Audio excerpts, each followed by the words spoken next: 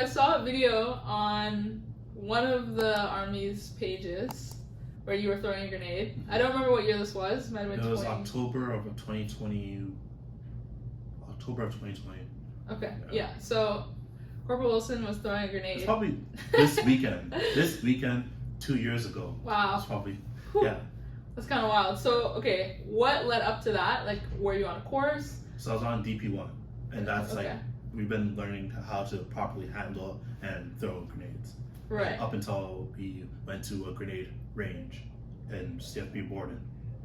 Right, and can you kind of like paint the picture of this grenade range for us? So, Okay, so it's like there's a hut, and then in front of the hut there's like a concrete structure with a watchtower, and the officer, our course officer, would go up and like give us the command to throw, or tell us whether it's safe or not. right.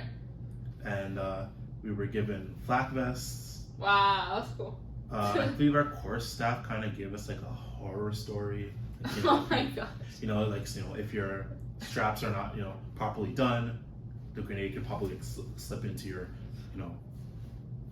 your Like vest. your tunic Yeah, or whatever slip you're into your wearing. tunic Jacket, or whatever you're wearing. yeah. So that kind of like made me like, Holy shit.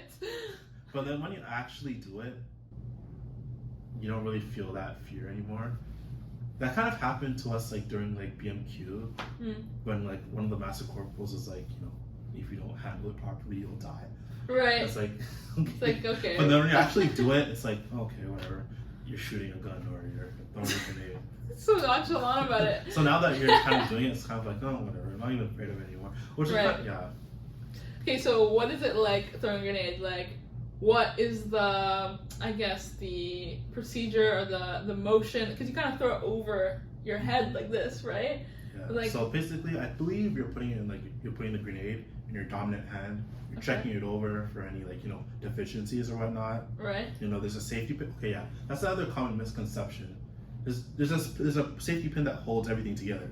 So it's not like the grenade isn't as delicate as one would think, because Right. there's that one safety pin that's holding it together.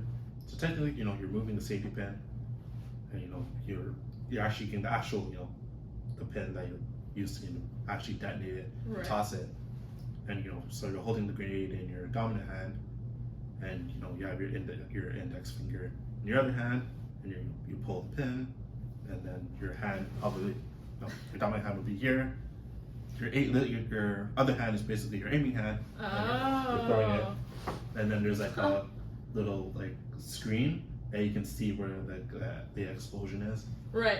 So you're behind like some wood structure. Yeah, thing. behind like a concrete structure. Kind of That like makes a sense. mini little bunker thing. There's like Okay. an observation screen. And then you're throwing it towards the You're wood. throwing it towards like a structure. kind of like a gravel pit, like a Oh, circular okay. gravel pit. Gotcha. Okay, super cool. So is the bang as big as you see in like movies for grenades?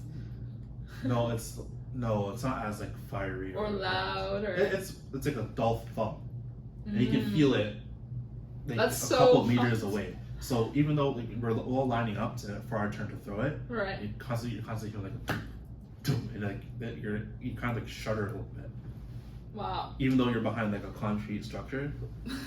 Yeah, that's And so the explosion isn't as like fiery or extravagant as the movies. It's kind of like a flash, because it's like it consists of like metal. It's mostly just like the grenade is kind of like an accelerant for like all like the metals and whatnot that are like, flying inside around. of it, right?